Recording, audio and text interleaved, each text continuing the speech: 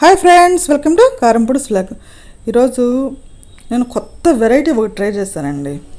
అది చాలా బాగా ఉంది, అందుకని మీతో షేర్ చేసేది. మా ఇంట్లో వాళ్ళందరికీ నచ్చింది.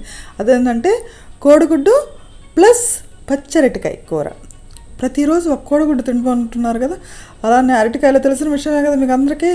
బోల్డ్ అన్న పోషకాలు ఉన్నాయి. ఈ రెండు కలిపితే ఇంకా మంచి ఎనర్జీ వచ్చేటటువంటి, మంచి టేస్ట్ వచ్చేటువంటి కర్రీ తయారైందండి.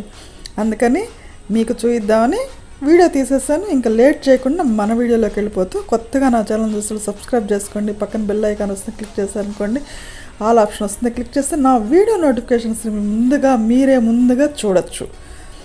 మీ ఫ్రెండ్స్కి, బెస్ట్ ఫ్రెండ్స్కి అందరికీ షేర్ చేస్తారనుకుంటా అండి. ఈ వీడియో నచ్చుతుందని అనుకుంటాను. ఇక లేట్ చేయకుండా మన వీడియోలోకి వెళ్ళి చూసేద్దాం.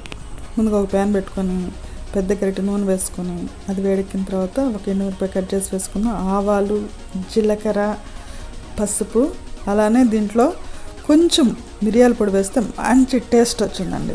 అలానే కరివేపాకు, పెద్ద ఉల్లిపాయ సన్న ముక్కలు కట్ చేసి వేసేసుకున్నాను. ఒక 5 పచ్చిమిరపకాయలు కట్ చేసి వేసుకున్నాను. ఇది వేగడానికి మనం సాల్ట్ యాస్టీస్గా వేస్తాం కదా, 1/2 స్పూన్ సాల్ట్ వేసేసుకొని చక్కగా కలిపేసుకున్నానండి. అది కొంచెం వేగేసరికి మీడియం ఫ్లేమ్లో పెట్టుకొని వేగుతూ ఉండండి. అంతలోకి మనం అరటికాయని సన్నగా కట్ చేసేసి నీళ్ళల్లో వేసుకుని, అది నల్లగా అయిపోతాయి. ఇలా ఒక అరటికాయ కట్ చేసి సన్న ముక్కలు కట్ చేసేసి వేసేసుకున్నాను. ఇవి కూడా 1 నిమిషం కొంచెం వేగిన తర్వాత ఇందులో కొంచెం కారం కూడా యాడ్ చేసినాం. మనకి కొంచెం కలర్ఫుల్గా ఉండాలి కదా, అందుకని లైట్గా కారం యాడ్ చేసుకుని, మీకు కావాల్సినంత కారం యాడ్ చేసేసుకొని అలా మీడియం ఫ్లేమ్లో కానీ సిమ్లో కానీ పెట్టుకుని మూత పెట్టుకోండి. ఒక 5 నిమిషాల తర్వాత తీసేసి ఇలా కలబెట్టేసేసి ఉడకబెట్టినటువంటి కోడిగుడ్లు చాకుతోటి కొన్ని ఘాట్లు చేయండి. ఘాట్లు చేస్తే అనుకోండి దాంట్లో ఉప్పు కారాలపై మంచి టేస్ట్ వస్తుందన్నమాట. ఇలా ఘాట్లు పెట్టినట్టు కోడిగుడ్లు దాంట్లో యాడ్ చేసి ఒక 1/2 నిమిషం కలబెట్టేసండి. కలబెట్టిన తర్వాత చింతపండు పేస్ట్ అండి. ఆ చింతపండు పేస్ట్ అంతా కొంచెం చింతపండు నానబెట్టుకోండి. నా దగ్గర అయితే పులిహోర పేస్ట్, పులిహోరలో వేసుకోవచ్చు, మన కూరలో వేసుకోవచ్చు. అది కావాలనుకుంటే మీకు డిస్క్రిప్షన్లో పెడతాను, ఒక్కసారి ఆ వీడియో కూడా చూడండి. ఇట్లా ఒక 1/2 స్పూన్ చింతపండు పేస్ట్ వేసేసి అది కొంచెం కలిసేంత వరకు జస్ట్ అట్లా కలబెట్టేసేసి ఓ పెద్ద గ్లాస్ వాటర్ పోసానండి. ఎందుకంటే మనకు గ్రేవీ కావాలి కదా, ఇట్లా పొడి పొడిగా ఉంటే ఏం బాగుంటుంది చెప్పండి కర్రీ.